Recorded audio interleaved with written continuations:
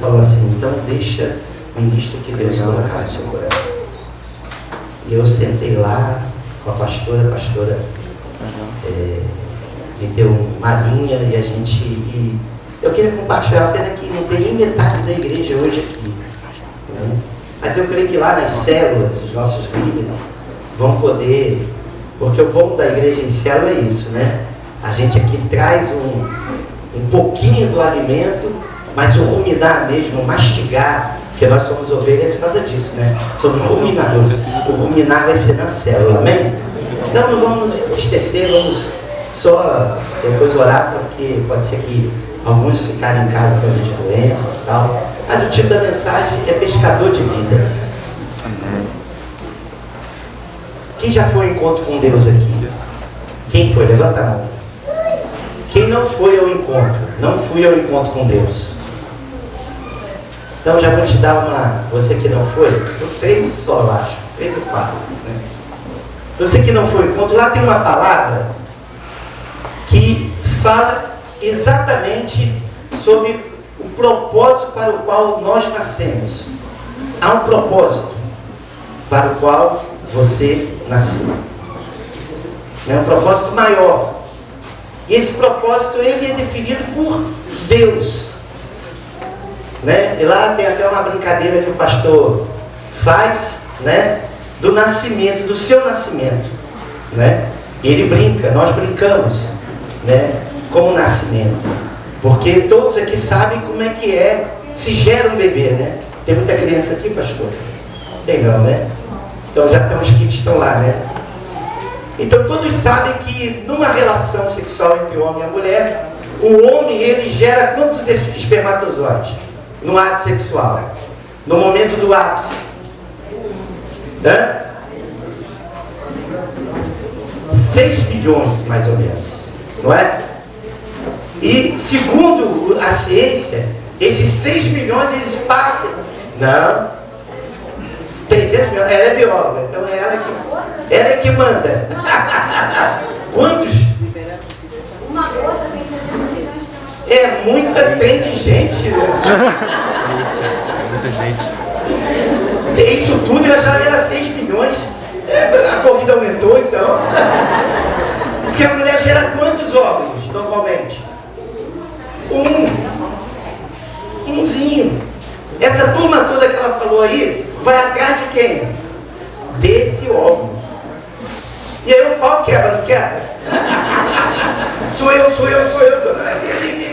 Não é isso? No outro dia eu vi um programa onde tem um ataque dos espermatozoides no óvulo. Um ataque. Parecia esses islamitas aí, né? Pá, né? Só que, irmãos, um só penetra normalmente. Um só penetra no óvulo. Né? E sabe quem é esse um? Fala assim, Joe. Você. Então a nossa vida já inicia numa grande corrida.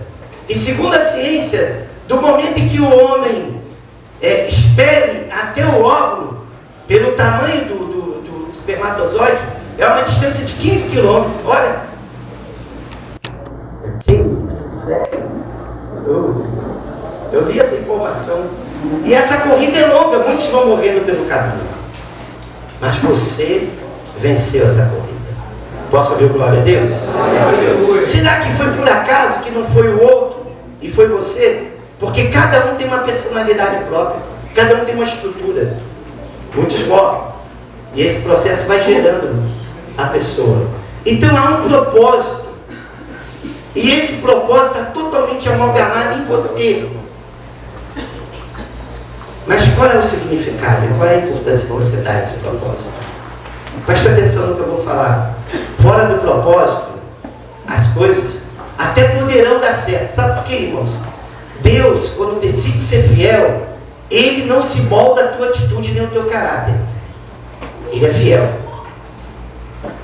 Mas não pensa que a fidelidade dele está vinculada ao que você é, ao que você pode fazer. Na verdade, se você está fora do propósito e ele tem sido fiel, mas a coisa podia ser de uma maneira totalmente diferente. Totalmente diferente. Eu vejo, irmãos, às vezes, alguns testemunhos tristes, pessoas que estiveram conosco, foram no encontro com Deus, foram no mover celular, falaram a língua dos anjos, profetizaram, lideraram, e hoje a gente vê testemunhos tristes. Pessoas chafurdadas no pecado, no caminho de morte, e algumas até já morreram espiritualmente, porque saíram do propósito. O apóstolo Pedro, lá na primeira epístola dele, 5:8, diz assim: sede o quê? Sóbrios, e o quê? Vigilantes, porque o diabo está ao vosso derredor fazendo o quê? Como leão,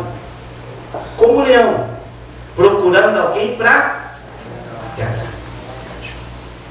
E por que Pedro, ele mesmo fala? Porque ele viveu isso, irmão. Ele viveu isso. O que houve aí? Existe, irmão, um grande significado na nossa vida cristã. E precisamos entender que fora desse propósito, a nossa vida não tem valor. Não tem valor. E o Senhor, irmãos, Ele nos escolheu de maneira preciosa. Abra sua Bíblia em João 15. Vamos entender isso.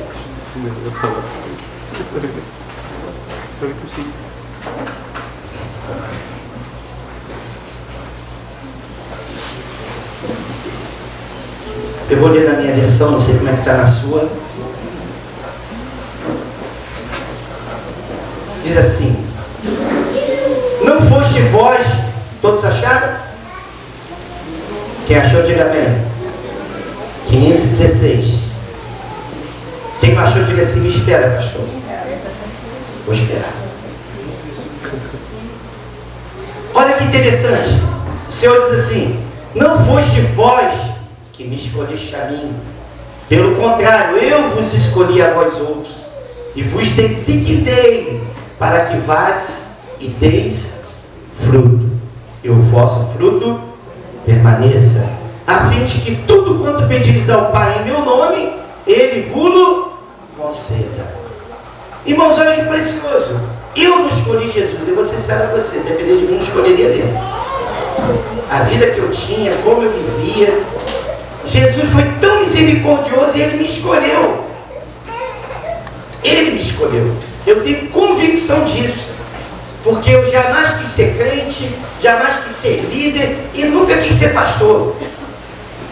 Minha vida era outra, mas o Senhor veio e mudou o meu propósito. Ele muda o propósito. Ele me escolheu. Para que Ele te escolheu e para que Ele me escolheu? Para que está escrito ali? Eu vos escolhi. Para quê? Para dar fruto, irmão.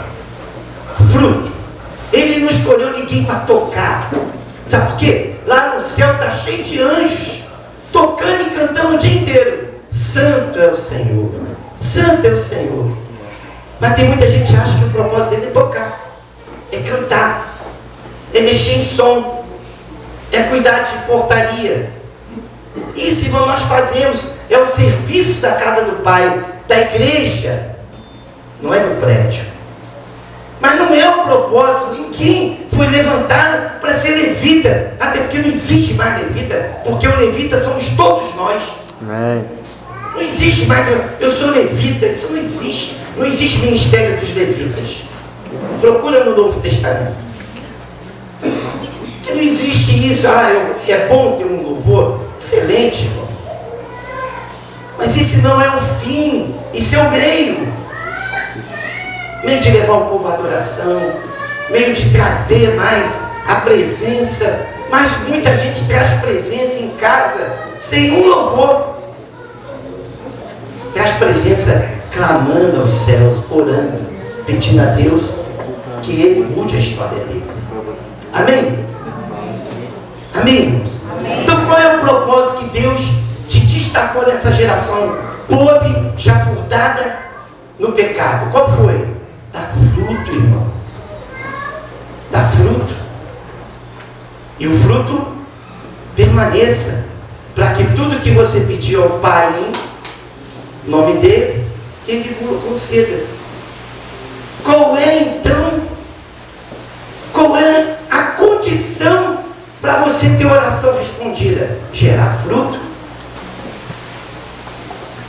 Simples. Querido, isso é tão transparente no texto. Nisso conheceis que sois meus discípulos. É tão transparente que às vezes eu não entendo, irmão. As pessoas valorizam fazer coisas quando o Senhor valoriza gerar vida. É isso que Ele quer. Vamos fazer coisas, temos que fazer coisas. Se a gente não tiver ninguém que ajude aqui a limpar, isso aqui vai ficar um ambiente horrível.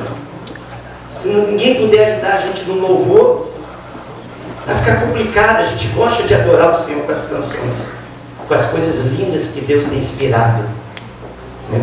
Mas não é esse o fim. Nós não nos encerramos em ministérios fechados. Não, eu sou do ministério de dança, eu só danço. E vai dançar mesmo naquele grande dia. Porque o Senhor vai perguntar: minha filha, o que você fez com o dom que eu te dei? Ah, dancei. Então agora você vai dançar um pouquinho aí, separado, porque eu vou botar o povo que gerou, o povo que venceu, o povo que foi conquistado. Você vai ficar dançando ali. Porque isso, irmãos, é uma coisa que arde no nosso peito. Se você é uma pessoa que gosta de sentar, levantar, bater palma, você está na igreja errada, não. Estou te mandando embora, não.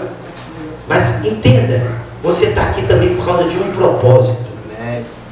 Essa igreja aqui era uma igreja da colheita, da conquista, e tem um propósito estabelecido para ela. Ah, mas eu não quero liderar, mas eu não quero isso, mas que vai se dar conta com Deus, porque Ele podia ter te colocado numa igreja que não tinha nada disso. Mas se Ele te colocou aqui, filho, preste atenção, tem um propósito fazer em cima disso. Quem está entendendo o que eu estou falando? Veja, irmãos, o livro de Lucas, ele fala de uma pesca, e o título, por si só, já mostra que pesca é essa. O título diz assim: pesca maravilhosa. Vamos ver Lucas 5.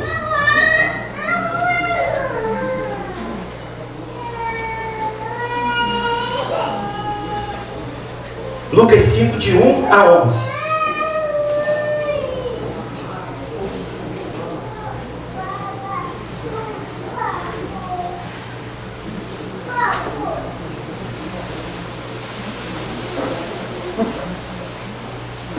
Quem achou, diga glória a Deus. Quem não achou, fala assim: me espera aí de novo. Todos acharam, então. Vamos ler? Aconteceu que, ao apertar a multidão para ouvir a palavra de Deus, estava ele junto ao lago de Genezaré. Esse lago de Genezaré é o mar da Galileia, que tem uma planície nessa região chamada planície de Genezaré. E ali, na verdade, é o mar da Galileia. E viu 2 barcos junto à praia do lago, mas os pescadores, havendo desembarcado, lavavam as redes. Entrando em um dos barcos, que era o de Simão, pediu-lhe que o afastasse um pouco da praia, e assentando-se ensinava do barco as multidões. Quando acabou de falar, disse a Simão: faze-te ao largo e lançai as vossas redes para pescar. Respondeu-lhe Simão: mestre, havendo trabalhado toda a noite, nada apanhamos, mas sob a tua palavra lançarei as redes. Isto fazendo, apanharam grande quantidade de peixe, e rompiam-se-lhe as redes. Então fizeram sinais aos companheiros do outro barco, para que fossem ajudá-los. E foram, e encheram ambos os barcos, a ponto de quase ir a pique. Vendo isso, Simão Pedro prostou-se aos pés de Jesus, dizendo: Senhor, retira-te de mim, porque sou pecador. Pois à vista da pesca que fizeram, a admiração se apoderou dele e de todos seus companheiros, bem como Tiago e João, filhos de Zebedeu, que eram seus sócios. Disse Jesus a Simão, presta atenção, aqui é a mudança de propósito aqui, ó. Não temas, doravante serás pescador de homens. E arrastaram eles o barco sobre a praia, deixando tudo, e seguiam a Jesus. Amém? Presta atenção aqui. A pessoa que é carnal, vou perguntar assim, que pesca maravilhosa foi essa, não foi? Quem pescou aqui? Quem foi o grande pescador aqui? Não? Foi Jesus, mano. Ele pescou 3 grandes peixes. Simão Pedro, Tiago e João. Primeira grande pescaria dele aqui. Primeiro foi André, né? Mas ele vem aqui e separa Simão Pedro. Separa Simão Pedro e diz: serás pescador de homens. Qual foi o propósito que Deus colocou para Pedro? Ser o quê? Pescador de homens. Porque ele é pescador de quê? De peixe. Eu brinco, irmãos, eu acho que Deus ele escolheu o pescador por quê? Eu sempre falo isso para os irmãos. Ele podia ter ido lá em Jerusalém e escolhido outro tipo de gente, né? Mas, irmão, o pescador é aquele cara que ele trabalha com a fé. Você sabia? Ele sai todo dia para pescar. Tem dia que ele pesca. Esse dia eles pescaram? Não. A noite toda não pescaram. Mas no dia seguinte ele sai para pescar de novo? Sai. Por quê? Ele tem fé que vai pescar. Não é assim? O peixe está lá embaixo. Você não vê o peixe. São raros quando o peixe dá aquele salto, né? É raro. A maioria dos peixes estão no local que eles não veem. Então o pescador ele trabalha sobre algo que ele não enxerga, ele não vê. E o Senhor precisava de gente que tinha fé. E foi atrás de Pedro. Pedro era pescador de peixe. E ele está dizendo: agora você vai ser pescador de homem. Eu estou mudando o seu propósito. Eu até falei lá, eu era um homem que trabalhava com lei. A lei jurídica. Aí Deus mudou o meu propósito. Agora você vai trabalhar com a lei de Deus. É mudança de propósito. Mas, irmão, nós vemos nessa passagem o Senhor reordenando isso, né? E é interessante que em Lucas chama Simão Pedro, porque Lucas não mandou com essa turma. Não era discípulo aqui da galera. Ele foi apenas um discípulo que trabalhou com Paulo e ele relatou as coisas que ele ouviu. E ele está dizendo: ó, esse Pedro aqui, esse Simão aqui é o Pedro que o Senhor mudou o nome. Mas, irmãos, o Senhor definiu o propósito de Simão: será pescador de homens. Mas eu quero afirmar: o Senhor também define propósito para você. Muitos propósitos. E quando o Senhor determina algo, querido, você pode lutar. Relutar. Não é? O Senhor, com Paulo, disse o quê? Dura coisa é recalcitrar. E Simão foi escolhido para ser pescador de homens. E eu creio que você também, o Senhor, deu um propósito, um significado para a sua vida. Ainda que você não queira enxergar, você lute por isso. Mas, irmãos, ao longo da nossa vida, da nossa caminhada, as coisas também vão acontecendo. E se nós não vigiarmos, como o próprio Pedro relatou, Satanás, ele rouba o propósito de Deus da tua vida. É incrível isso. Ele te afasta do propósito de Deus. Ele vai causando problemas para você. Por quê? Porque você não percebe que quando você está lá no mundão, quando você está lá fora, Satanás não se preocupa com a tua vida. Sabe por quê? Você já é dele. Mas no momento que você abandona o mundo, no momento que você larga tudo e vem para o lado de Jesus, querido, ele fica igual um leão, rugindo, querendo fazer o que com você? Te tragar. O problema é que muita gente entra nessa batalha, entra nessa guerra, está aqui do lado de Jesus, mas não entende que está sendo travada uma batalha espiritual. É uma guerra, irmãos. Uma grande batalha espiritual é travada por você. Porque os que estão lá fora, ele não está querendo, não. Ele quer você. Ele quer sua família, ele quer seus filhos, ele te acusa, ele te ataca. Mas você não se levanta. Nós estamos estudando o livro de Efésios, que é o livro que o Senhor fala da igreja. É o livro mais elevado que tem na Bíblia. Eu ouso a dizer isso. E lá, quando ele fala dele, porque não é um livro que exorta nada, é um livro que fala da igreja. E é em Éfeso, porque lá tinha um grande templo da deusa Diana, Artemis, que é a deusa dos gregos, dos romanos. É o maior templo, considerada uma das 7 maravilhas do mundo. E aí o Senhor vai lá e diz: olha, a igreja, o escrito da igreja, a escritura e a implantação da igreja vai ser em Éfeso. Mas lá em Éfeso diz que você precisa tomar as armaduras de Deus, se revestir dela, para combater no dia mau. E está tudo lá, prontinho para você. Só que você não faz. E você não entende que tem uma luta do acordar ou dormir. Satanás tentando te cagar, tentando te tirar da presença de Deus, tentando causar celeuma dentro da tua casa, problema entre marido e mulher, entre marido e esposa, entre filhos e pais, no trabalho. É o dia inteiro. Mas a gente fala o que como igreja, como liderança? Querido, abre o olho, ora, clama, coloca o seu dia na mão de Deus. Não sai de casa sem orar. Marido, não sai de casa sem botar a mão na tua cabeça da sua esposa. Todo dia eu imponho a mão na cabeça da Thaís. Não são orações longas, não, mas todo dia eu ministro sobre a vida dela. Todo dia eu peço Deus para cercar ela, para colocar os anjos dele protegendo, para que ela tenha sabedoria no lidar das coisas. Todo dia eu clamo pela vida da minha família. Todo dia. Por quê? Porque o diabo está ao derredor. E olha, o que eu quero é mostrar isso para você no texto bíblico. Abra sua Bíblia em Lucas 22.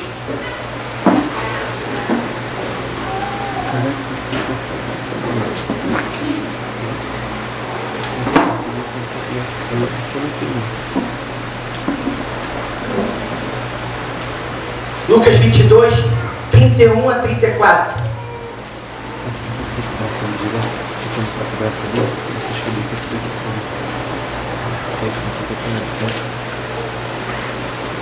Diz assim: Simão, Simão, eis que Satanás vos reclamou para vos peneirar como trigo.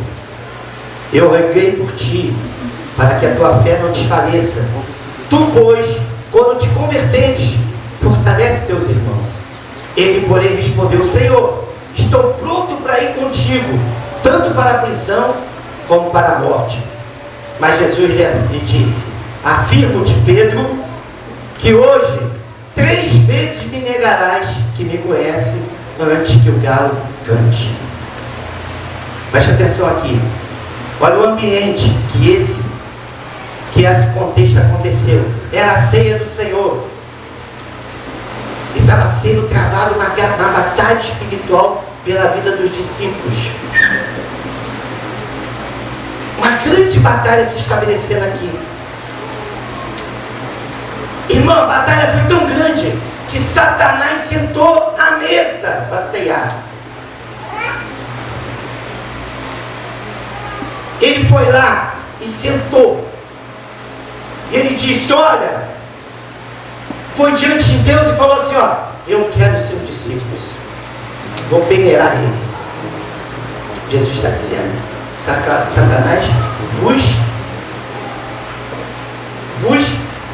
o que Satanás fez? O texto diz aqui no início: Simão, vos reclamou. Não foi assim com Jó? Satanás se apresentou junto com os filhos de Deus e ele não foi lá? Deixa eu tocar em Jó aí. Irmão, aqui é muito sério esse ambiente. Satanás vai lá na ceia, a última ceia. Jesus estava lá com os seus discípulos, dizendo: olha, até a volta do reino dos céus eu não vou mais beber vinho com vocês, não vou manter esse ambiente. E ele está ali contando os planos, e Satanás se apresenta. E lá em João 13, Pedrão, esse Pedrão aí, fala assim: olha para João, Diz aí, pergunta aí. Porque o Senhor mesmo diz: olha, tem um traidor entre nós. Tem um traidor entre nós. E lá no Lucas 22, 21 diz assim: todavia a mão do traidor está comigo à mesa. Ou seja, a mão de Satanás estava na mesa, estava sentado à mesa com o Senhor.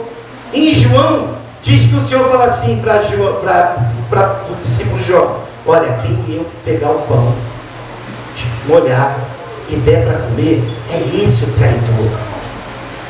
É esse o traidor. Só que o traidor estava lá, reclamando, reivindicando. E eles começaram: quem é, quem é, quem é? Aí Pedro dá uma olhada para João: João, você que está em pé de Jesus, pergunta aí, vai lá, que ele é teu amigo. Aí João recosta a cabeça no peito de Jesus: quem é, Senhor, esse traidor? Aí Jesus fala para o discípulo amado: olha, quem eu der o pão, esse é o traidor. Só que, irmãos, o texto é tão tremendo, porque depois que os discípulos começaram a indagar, olha como é que a vida deles estava sendo peneirada mesmo. Nesse texto de Lucas, que a gente acabou de ler. De repente, irmão, começa uma discussão deles, se perguntando quem era o maior deles.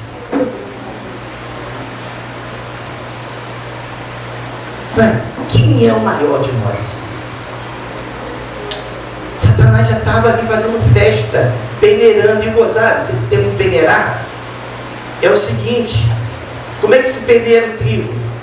Naquele tempo, hoje eu não sei, tem equipamento, máquina, tecnologia, mas era uma peneira mesmo. Pegava o trigo com a palha, jogava na peneira e jogava o trigo para o alto com a palha. O vento tirava a palha e o trigo caía na peneira. E esse processo ia se repetindo até só ficar o trigo na peneira e a palha no chão. Só que nesse processo de peneirar, muito trigo cai no chão. Só que esse trigo caindo no chão, ele fica impuro. E aí é obrigado a ser o quê? Pisado, para ele não ser reaproveitado. O que Satanás estava tentando dizer é o seguinte: deixa eu peneirar eles um pouquinho, quero ver se eles vão ficar na peneira, porque muitos deles vão cair no chão. Porque olha o debate deles, olha a altivez e a soberba. Quem é o maior de nós? Quem é o maior de nós? Querido, soberba afasta o propósito de Deus. Só que a soberba todinha entrou em Pedro. Todinha. Jesus chega perto dele e fala: Simão, Simão, Satanás vos reclamou, mas eu roguei por ti, para que a vossa fé não desfaleça. Se sou eu, irmão, eu chego perto de Jesus: Senhor, explica esse trem aí. O que está para acontecer? Por que Satanás está querendo me peneirar? Eu não estou entendendo o que o Senhor está me falando. Me explica melhor isso aí. Não, o que Pedro fala? Senhor, eu estou pronto para ir contigo, tanto para a prisão como para a morte. Sabe por quê? Eu não sou igual a esses caras, não. Eu não sou igual a eles, não. Eu sou melhor que eles. Foi peneirado, filho. Totalmente peneirado. Querido, todo arrogante, todo soberbo, todo cara que não se humilha diante de Deus, entra na peneira do diabo. Tudo.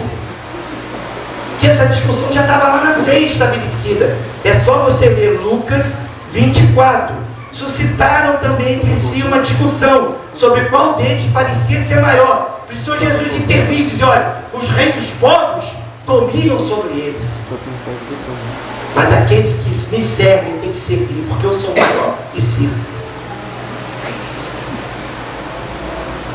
O maior é aquele que serve. O maior é aquele que é humilde. O maior é aquele que é humilde, que é simples, que não faz do seu encargo um cargo, e não traduz o cargo em um ato dessa obra. Mais humildes e simples temos que ser, e temos que sempre ver o outro melhor do que somos. Amém. Porque no final o outro, muitas vezes, é muito melhor do que nós. Só que muita gente tem dificuldade, isso dá até urticária. O que? Melhor do que eu? Eu estudei, eu me preparei, eu fiz curso sozinho. Ele chega a ter um problema com ele. De que não pode. Não pode, ainda mais com o negócio de Olimpíada, eu tenho que ser o primeiro. Medalha de ouro. Não é assim na obra de Deus. Na obra de Deus, aquele que quer se exaltar precisa se humilhar. Precisa se humilhar. A gente vê aqui Pedro, irmãos, fugindo completamente do propósito. Por quê? Porque ele se encheu de orgulho. Estou pronto para ir contigo. Quem está pronto aqui para morrer por Jesus? O Estado Islâmico entraria agora com um monte de bomba e diz assim: olha, só sai daqui aquele que negar Jesus. Quem é que está? Fala aí. Hein, Vivi? Você está com a Alice pequenininha aí. Pode explodir a minha Alice. Não é difícil, irmão? É bom julgar os outros, mas se coloca numa questão concreta.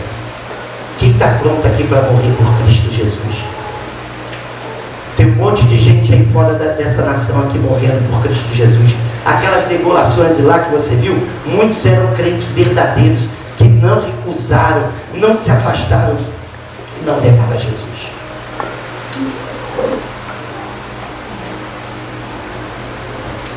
Um pescador de alma não pode ser soberbo e arrogante. Às vezes ele precisa se humilhar.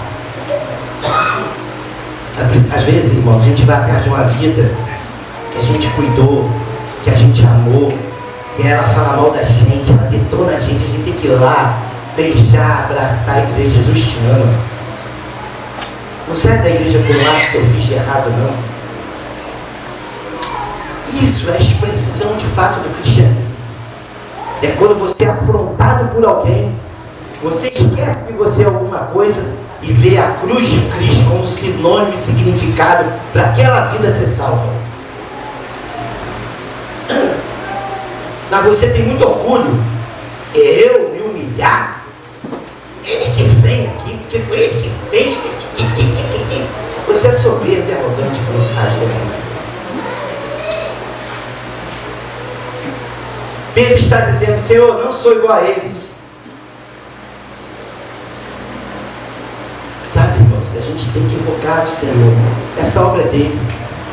Olha o que Jesus fala para Pedro: Pedro, você vai ser peneirado, mas eu roguei ao Pai para que a sua fé não desfaleça. E é tão tremendo, irmão, porque Pedro amava Jesus, irmão. Não julga Pedro aqui, não. Pedro amava Jesus mesmo. Mas a arrogância dele desviou do propósito. E às vezes, irmãos, a nossa rotina vai nos impondo alguns sentimentos de altivez, de arrogância. Por isso que ele mesmo escreveu: sede sóbrio e vigilante, que o diabo está ao derredor de nós. Isso é um alerta para a igreja. Amém. No passo seguinte, irmão, a gente vê uma cena terrível. Lucas 22, 54, 57.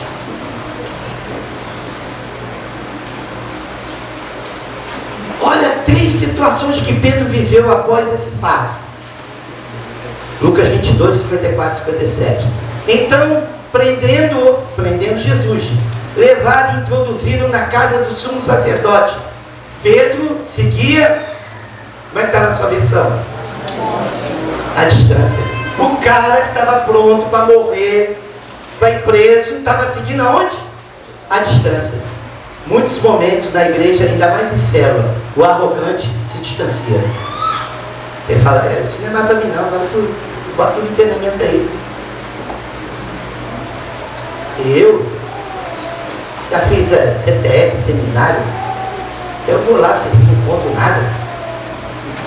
Irmão, esse Pedro aqui, o cara que diz que era melhor que todo mundo, estava seguindo a distância. Sabe quem estava seguindo de pertinho? Chorando e clamando? aquelas que vão até o fim. Quem são? As mulheres. Essas vão até o fim. E o discípulo amado. O discípulo amado estava pertinho. 55. E quando acenderam fogo no meio do pátio e juntos assentaram, o que Pedro fez junto com os carnecedores aqui? Olha a continuidade. Pedro tomou lugar entre eles. Pedro tomou lugar entre eles. Você acha que dentro da igreja tem escarnecedor? O que você acha? Estou perguntando, pode ir interativo com os dois. Falei. Sim. O que você acha? Quem acha que na igreja tem escarnecedor? Levanta a mão aí. Glória a Deus, que o Senhor Jesus diz que tem. Que ele diz uma parábola assim: o semeador semeou a boa semente no campo, mas à noite veio o inimigo e semeou o quê? O joio, a erva daninha. Mas o Senhor falou assim: não se preocupe, não tire a erva daninha, o joio, não separa o joio e a erva daninha, porque você pode, ao tentar tirar o joio, tirar a erva daninha, vai tirar o joio, vai tirar a boa semente. A boa semente. Deixa que lá naquele grande dia eu vou e separo todo mundo. Separo a boa semente e separo o joio, o trigo. Dentro da igreja tem escarnecedor? Tem. Não se sente perto dele. Irmão, você criticar a igreja, seja quem for da igreja ou a igreja, você está criticando a cabeça da igreja. Amém? Seja qualquer igreja. Você foi levantado juiz da igreja? Não. Aquela igreja ali é assim, aquela igreja ali é assado. Você é hoje o cara que faz julgamento de igreja? Ou de liderança? Irmão, o escarnecedor está aí para destruir isso aí. É Satanás peneirando as pessoas. Pedro podia estar com os irmãos. Vamos orar aqui por Jesus. Vamos lá, vamos interceder. Não, ele sentou junto com os escarnecedores. Foi lá se aquecer. O cara que ia o quê? Ser preso, ia morrer com Jesus. Tem um monte de gente assim. Pastor, estou contigo. Conta comigo. Aí quando tu conta com o cara, cadê o cara? Está catando Pokémon GO. Subiu. Na terra dos monstrinhos, da Nintendo. Que isso, irmão? Sabe, você tem que zelar pela igreja. O erro do pastor, ele vai dar conta. Eu vou dar conta. O erro do seu líder, ele vai dar conta. E se errou, a Bíblia, que é o manual de vida, ela tem a forma correta de resolver as diferenças, irmãos. Então seja maduro e adulto, não seja infantil e criança, e haja como tem que ser. Senta aqui, chama a testemunha. Pô, cara, fiquei triste com você fez isso. Poxa, eu não esperava. Por que você fez isso? O cara vai dar a justificativa dele lá, sei lá. Um perdoa o outro, se abraça, se beija, e vida que segue. Irmão, eu estou falando que tem gente ainda que se magoou porque eu passo e não falo. Eu já falei, eu sou meio lesado, irmão. Me dá uma cutucada, beliscada, sei lá. Eu ainda cheio de preocupação. Fiquei triste, o pastor não falou comigo. Você vai ficar alegre pro dia que eu lembrar. Lembrei, falei. Poxa, pelo amor de Deus, gente. Isso não é mais tempo para isso. Isso não é mais tempo para essa infantilidade. Você é pescador de vidas, então amadureça e cresça para isso. Cresça. O Senhor precisa da tua mão, dos teus pés, da tua boca. Não para ficar escarnecendo ninguém. É para você ganhar vida, pregar o Evangelho, falar desse amor misericordioso. Olha o fim de Pedro aqui. 56. Entrementes uma criada vendo assentado perto do fogo fitando-o, disse, olha o acusador aqui, ó, este também estava com ele. Mas Pedro negava, dizendo, mulher, não o conheço. Aqui o cara que queria ser preso por Cristo, queria morrer por Cristo, agora negou a fé dele. E não só negou a Cristo, ele negou tudo que Cristo significava para ele aqui. A fé. Irmão, tem muita gente dentro da igreja que nega a fé. Dentro da igreja, vivendo dia a dia aqui, ou em todas as, negando a fé. Você fala, você pode crer que Deus pode curar? Né? Se Ele quiser. Se Ele quiser. Como se Ele quiser? A vontade de Deus, já aprendi aqui, é boa, perfeita e agradável. Ele quer. Você, quando faz isso, está dizendo, será? Esse cara aqui, ele negou a fé dele. Negou a fé, irmãos. É algo tremendo, terrível. Porque Deus, Ele perdoa muita coisa. Mas Ele quer que você se aproxime dEle com fé. Eu não sei, irmão, mas eu vivo hoje pela fé. Tem coisas que a gente faz pela fé. E é incrível como Ele responde àqueles que têm fé. Como o Senhor se agrada de uma pessoa que tem fé. Uma pessoa que entra, sabe, próximo dele, dizendo assim, olha, de mim mesmo não sou capaz de fazer essas coisas. Então o Senhor tem que dar o seu jeito aí, faz o negócio acontecer. E é incrível que Ele faz. Mas irmão, deixa eu contar para o filho essa história, para a gente encerrar. O Senhor rogou por Pedro. Por que Ele rogou por Pedro? Por causa disso, irmão, Pedro amava Jesus. E por que Satanás quis investir em cima de Pedro? Pedro era um líder. Pedro era um líder. Aqui nessa igreja a gente diz que nós somos todos ministros. Aqui só tem líder. Aqui só tem sacerdotes e sacerdotisas. Pessoas que estão prontas para pregar a palavra. Pedro era um líder. Mas Jesus foi atrás dele. E graças a Deus que foi Jesus. Que se fosse algum membro dessa igreja dizer, ah lá, ó, viu? Pegou Jesus. Vamos chamar, vamos eleger outro líder aqui, que está fora do esquema do clube. Sabe por quê, irmãos? Eu falei lá no Mover Celular. Quando alguém peca na nossa igreja, é incrível, cara. Incrível, incrível, incrível. Graças a Deus, isso está mudando hoje. A pessoa, em vez de chegar perto de mim, pastor, como é que a gente vai cuidar de fulano? Poxa, ele pecou, olha, que tão triste.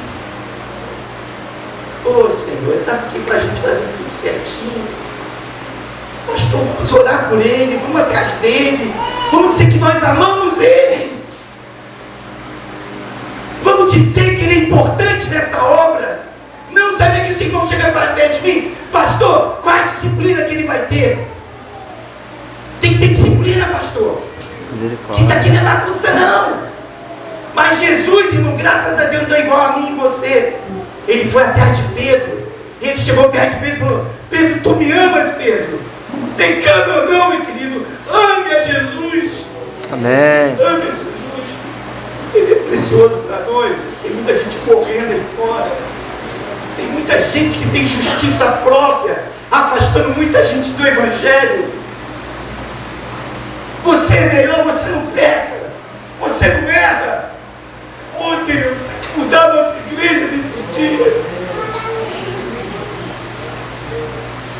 Graças a Deus, Jesus foi atrás de Pedro, irmão. Porque esse homem depois pregou, 3.000 vidas se converteram. 3.000 vidas se renderam em Jerusalém. Aqueles que mataram a Jesus, Ele recebeu todos eles. Aleluia. Os que gritaram Barrabás, Barrabás, Ele recebeu na igreja. É hora de você mudar, irmão. Tem gente na sua família morrendo. Tem gente no seu trabalho que você ama, que você não prega para ele. Tem muita criança jovem na sua escola se prostituindo, presa à pornografia, e você não tem coragem de abrir a boca. Oh Deus, perdoa a igreja nesse tempo. Pedro, tu me amas. Irmãos, não tem que ser movido pelo amor. A Bíblia diz que a disciplina, ela tem que fazer parte da nossa vida. Mas a disciplina primeiro tem que vir com amor. Nenhum pai bate no filho sem amor. Ele disciplina o filho. E muito pai, quando bate no filho, chora também, chora junto. Porque ele não quer bater no filho. Ele quer abraçar o filho e dizer: meu filho, você errou, mas eu te amo. Irmão, sou advogado, e quando vou lá naquele presídio, eu estou com 2 jovens presos no banco 10. Eu vejo aquela fila de mães, milhares, centenas de mães lá, 2, 3 pais só. Porque a mãe, ela tem um amor tão grande, que ela tenta cada pegar o pior crápula que está lá dentro e dizer assim: meu filhinho, meu amado, meu menino, meu guri, com a música do Chico Buarque. Meu guri.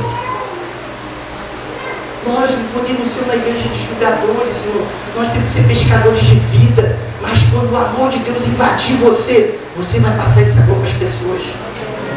E aí você vai se preocupar se vai gastar dinheiro, se não vai gastar dinheiro, se vai usar a sua casa para célula. Isso vai ser pequeno diante da grandeza que Deus vai fazer na sua vida.